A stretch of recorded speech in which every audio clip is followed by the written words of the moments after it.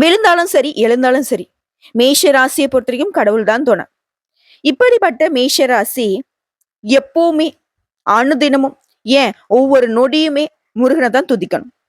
சண்முகா சரவணா, சுவாமிநாதா, கந்தனே கடம்பனே, கார்த்திகேயனே, அழகனே, அமுதனே, ஆறுபடையோனே, குமரனே, குருபரா, குரத்தி மணாளா, அப்பனே ஆதி மூலமே, ஆவினன் குடியோனே, ஐயனே, ஐங்கரன் தம்பியே, ஈசன் மகனே, கந்தனே, கிரிராஜனே, கிருபாநிதியே, தயாபரனே, தண்டாயுதபாணியே, தகப்பன் சுவாமியே, வெற்றி வேலவனே, வேத முதல்வனே, ஐயப்பன் சகோதரனே, வேலாயுதனே, அப்பா முருகா என்னோட கஷ்டங்களை போக்குறதுக்கு ஓடோடி வாப்பா.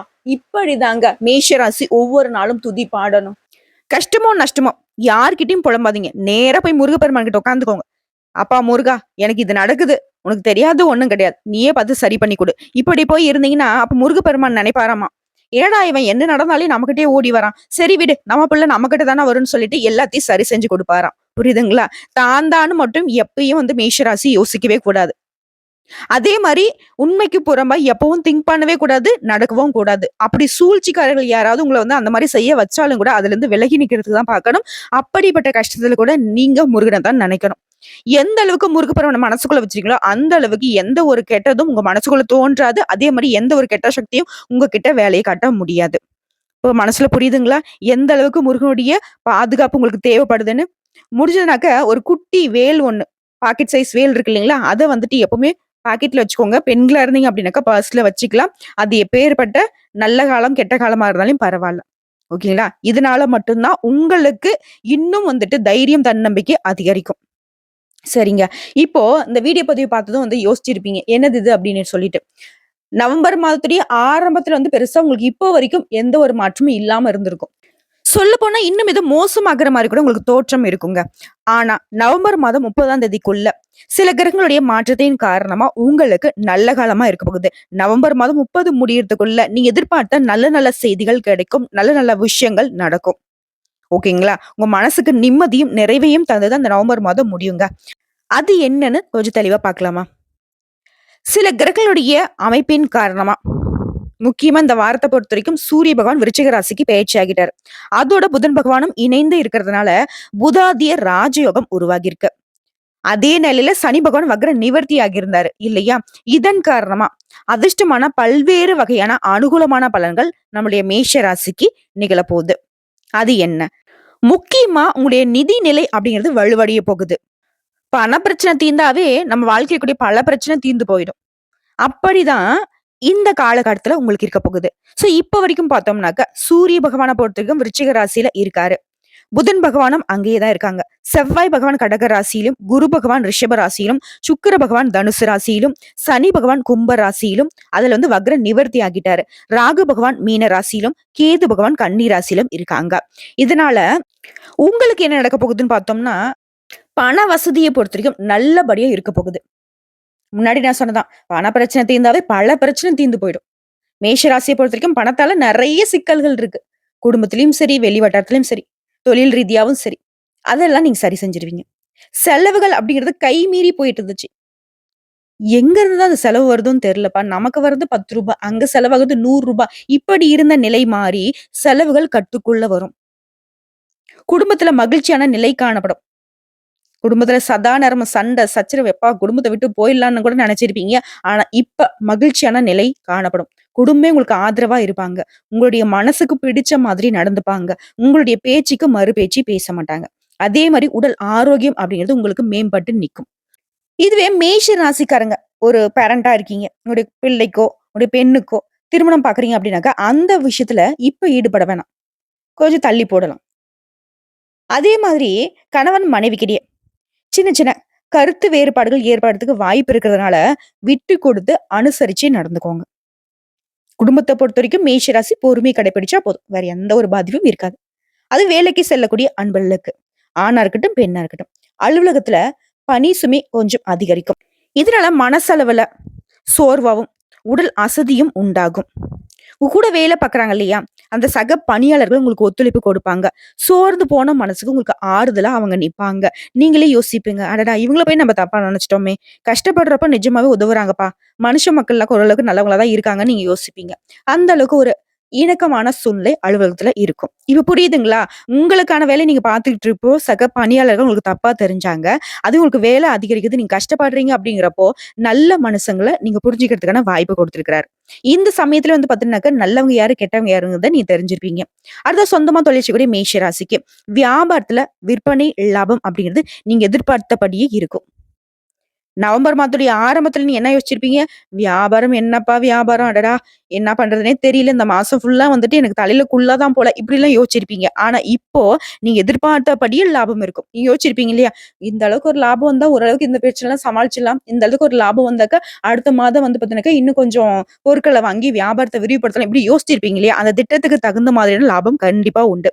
கடையை விரிவுபடுத்துவதற்கான எண்ணம் இருந்தா, இப்ப நீங்க முயற்சி பண்ணலாம். அதற்கான ஏத்த காலகட்டம். அடுத்த குடும்பத்தை நிர்வகிக்கும் பெண்மணிகளுக்கு. பிரச்சனை அப்படிங்கிறது எதுவுமே ஏற்படுறதுக்கு வாய்ப்பே இல்ல. ரொம்ப பயப்படுறது நீங்க தான். ஏதாவது பிரச்சனை வருமா? குடும்பத்துக்கு கஷ்டம் வந்துருமா? இதுதான் யோசிச்சுட்டே இருப்பீங்க. சதா நேரமும் உங்களுடைய திட்டம் வந்துட்டு குடும்பத்த நோக்கியே தான் இருக்கும். பிள்ளைகள பார்க்கறது, குடும்பத்த பார்க்கறது, பெரியவங்கள பார்க்கறது, உற்றார் உறவுக்காரங்களுடைய செயல்பாடுகள் தான் நம்ம குடும்பத்த பாதிச்சிருமா? நம்ம குடும்பத்துடைய மானம், அவமானம் இப்படியே யோசிச்சுட்டு இருந்தீங்க இல்லையா? ஒரு பாதிப்பும் கிடையாது. ஏற்படுறதுக்கு வாய்ப்பே இல்ல. பிரச்சனைங்கிற பேச்சுக்கே இடம் கிடையாது. நிம்மதியா, சந்தோஷமா இருக்க போறீங்க. நீங்க நெனச்சதெல்லாம் நடக்கும். முக்கியமா ஆன்மீக பயணம் மேற்கொள்வீங்க. நீண்ட நாள் பிரார்த்தனைகளை நிறைவேத்துவீங்க. சதா நேரமும் ஆன்மீக சிந்தனை மட்டுமே உங்க மனசுக்கு தோண்டிக்கிட்டே இருக்கும். ஓகேவா? ரொம்ப மகிழ்ச்சிகரமான சூழ்நிலையை அனுபவிக்க போறீங்க. அது வேலைக்கு செல்லக்கூடிய பெண்மணிகளுக்கு. நீங்க எதிர்பார்த்த பதவி உயர்வு, ஊதிய உயர்வு கிடைக்கும். பெண்களுக்கு சூப்பரான காலகட்டம். அதுவே மாணவர்களுக்கு படிப்புல ஆர்வம் அதிகரிக்கும். அதிக மதிப்பெண்களை பெறுவீங்க. இப்ப வந்து பார்த்தீங்கன்னா, எக்ஸாம் டைம் அப்படிங்கிறதுனால, நீங்க கொஞ்சம் படிச்சா கூட ஆல்ரெடி பாடத்த உன்னிப்பா கவனிச்சிருப்பீங்க. அதன் காரணமா, இந்த பரீட்சை பேப்பர்ல சமாளிச்சு அழகா ஆன்ஸர் எழுதிருவீங்க. இதன் காரணமா அதிக மதிப்பெண்களை பெறதுக்கு வாய்ப்பு இருக்கு. பெற்றோர்கிட்டயும் சரி, ஆசிரியர்கிட்டயும் சரி, பாராட்டுகள் பெறுவீங்க. சக மாணவர்கள் மத்தியில நீங்க ஹீரோ மாரி தெரிவீங்க. மாணவர்களாகட்டும், மாணவிகளாகட்டும் படிப்பு விஷயத்துல இந்த காலகட்டம் ரொம்ப சாதகமா இருக்கு. எண்ணம் போலவே மதிப்பெண் உண்டு. அடுத்ததா கூலி வேலை செய்றவங்கள்ல இருந்து கோடி கோடியா சம்பாதிக்கிறவங்க வரைக்கும். பொருளாதார ரீதியா நிதிநிலை அப்படிங்கிறது சரியா இருக்கிறதுனால, இப்போ இந்த நவம்பர் மாதம் 30ஆம் தேதி முடியறதுக்குள்ள உங்களுக்கு இருக்கக்கூடிய பண பிரச்சனை தீரும். சுருக்கமா சொல்லனாக்க, இந்த ஒரு 10, 15 நாட்கள்லயே உங்களுக்கு இருக்கக்கூடிய மொத்த பிரச்சனையும் சரியாயிடும். நெனச்சதெல்லாம் நடக்கும். நல்லதாவே நடக்கும். சகல விதங்கள்லயும் சௌபாக்கியமான விஷயங்கள மட்டுமே நீங்க அனுபவிக்க போறீங்க. எப்பேர்ப்பட்ட சங்கடமும் மின்னல் மாதிரி உங்கள விட்டு விலகி போகுங்க. உங்கள பொறுத்தவரைக்கும் அதிர்ஷ்டம் தரக்கூடிய எண்கள்னு பார்த்தோம்னாக்கா 4, 7. நீங்க வணங்க வேண்டிய தெய்வம்னு பார்த்தோம்னா, முருகப்பெருமான். பெண் தெய்வம்னு கேட்டீங்கன்னாக்கா, துர்க்கை அம்மன். தினமுமே காலையில வீட்டு பூஜை அறையில தீபம் ஏற்றி, முருகப்பெருமானையும், துர்க்கை அம்மனையும் வழிபாடு செஞ்சுட்டு தான் அடுத்த வேலைய நீங்க பார்க்கணும். இப்படி நீங்க வழிபாடு செய்வதன் காரணமா, அந்த நாள் முழுக்கவே நீங்க நெனச்ச விஷயங்கள் அதிகப்படியா நடக்கும். அதே போல சிவாலய தரிசனமும் உங்களுக்கு நன்மைகளை கொடுக்கும். இப்ப பொது பலன்கள பார்த்த வரைக்குமே மேஷ ராசிக்காரங்களுக்கு ஒரு நிம்மதி தரக்கூடிய விதத்துல தான் இந்த வீடியோ பதிவு இருந்திருக்கும். இப்ப நம்ம நட்சத்திர பலன்கள பார்க்கலாங்க. அஸ்வினி நட்சத்திரக்காரர்கள பொறுத்தவரைக்கும் ஒரே வரியில சொல்லனாக்கா, கெடு பலன்கள் நீங்கி நல்ல பலன்கள் அதிகரிக்கும். இந்த நட்சத்திரக்காரர்கள பொறுத்தவரைக்கும் நீங்க வணங்க வேண்டிய தெய்வம்னு பார்த்தோம்னா, முழு முதற் கடவுளான விநாயக பெருமானுக்கு அருகம்புல் சாற்றி தினமும் வழிபாடு செய்வதன் காரணமா நல்ல பலன்கள் அதிகரிக்க முடியும். 7 முறை தோப்புக்கரணம் போடணும். 7 முறை பிரதட்சணம் செய்யணும். இதுவும் உங்களுக்கு இருக்கக்கூடிய கெடு பலன்களை நீக்கி நல்ல பலன்களை அதிகரிக்க ஒரு வழிவகைங்க. அடுத்த பரணி நட்சத்திரம். பரணி நட்சத்திரக்காரர்களை பொறுத்த வரைக்கும் தேவி துர்க்கை அம்மன் தான் உங்களுக்கு உரிய தெய்வம். இவங்களை நீங்க வழிபாடு செய்தீங்க அப்படின்னாக்கா அற்புதமான பலன்களை தருவாங்க. அதே போல ஐயப்பன் சுவாமியை வழிபாடு செய்வதும் உங்களுக்கு சிறந்த பரிகாரமா பார்க்கப்படுது. இதன் காரணமா கஷ்டங்கள் தீரும். உங்களுடைய செயல்பாடுகள்ல வேகம் பிறக்கும். முக்கியமா நீங்க எந்த நாள்ல துர்க்கை அம்மனை வழிபாடு செய்யணும்னு பார்த்தோம்னாக்கா, வெள்ளிக்கிழமைகள்ல துர்க்கை அம்மனை ராகு கால நேரத்துல தீபம் ஏற்றி வழிபாடு செய்வது நல்லது. அடுத்த கிருத்திகை நட்சத்திரம். உங்கள பொறுத்தவரைக்கும் நீங்க வணங்க வேண்டிய தெய்வம் அப்படின்னு பார்த்தோம்னாக்கா சிவபெருமான். முக்கியமா சிவபெருமானுடைய அம்சமா இருக்கக்கூடிய முருகப்பெருமான வழிபாடு செய்யணும். இதனால ஏற்றங்களையும் நல்ல மாற்றங்களையும் அடைய முடியும். குறிப்பா ஞாயிற்றுக்கிழமைகள்ல சிவாலய தரிசனம் செய்வது உங்களுக்கு பாதிப்புகளை முற்றிலுமா மாத்தி கொடுக்கும். எல்லா விதங்களையும் நல்லது நடக்கிறதுக்கு இந்த சிவபெருமானுடைய வழிபாடு உங்களுக்கு உறுதுணையா இருக்கும். ஆக மொத்தத்துல இப்ப இருந்து உங்களுக்கு நல்ல காலம்தான். நவம்பர் மாதம் 30க்குள்ள நீங்க நினைச்சதெல்லாம் நடக்கும். எல்லாமே நல்லதாவே நடக்கும். நல்லது நல்லதுன்னு சொல்றீங்களா? அப்படி என்னங்க நல்லது அப்படின்னா, நீங்க எந்தெந்த விஷயங்கள்லாம் நடக்கணும்னு நினைச்சீங்களோ, அது எல்லாமே நடக்கும். அப்ப அது உங்களுக்கு நல்லது தானே. இந்த வீடியோ பத்தி உங்களுக்கு பிடிச்சிருந்தா, வீடியோக்கு ஒரு லைக் பண்ணுங்க. நம்ம சேனல் சப்ஸ்கிரைப் பண்ணுங்க. மேலும் பிடிச்சிருக்க ஃப்ரெண்ட்ஸ் அண்ட் ஃபேமிலிக்கு ஷேர் பண்ணுங்க. இந்த மழைக்காலம் மேஷ ராசிக்கு வசந்த காலமா பிறந்திருக்கு. அதிர்ஷ்ட காலமா பிறந்திருக்கு. யோகமான காலமா பிறந்திருக்கு. இனி மேஷ ராசியுடைய காட்டுல பணமழை தாங்க பொழிய போகுது. அதிர்ஷ்ட காத்து தான் வீச போகுது. நல்லதே நடக்க போகுது. நல்லது மட்டுமே நடக்க போகுது. உங்களுடைய எண்ணம் போல வாழ்க்கை உங்க கையில் இருக்க போகுது. கனவுகள் நனவாக போகுது. நன்றி, வணக்கம். வாழ்க வளமோடு நலமோடு.